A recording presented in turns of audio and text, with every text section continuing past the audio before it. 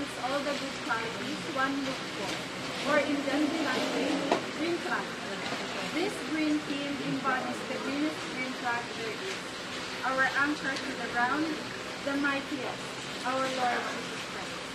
Narito na ang Team Green Matcha, mga matcha abilidad, nakabataan, handa ng maging matcha accountable at match connected with God. Let's go, matcha!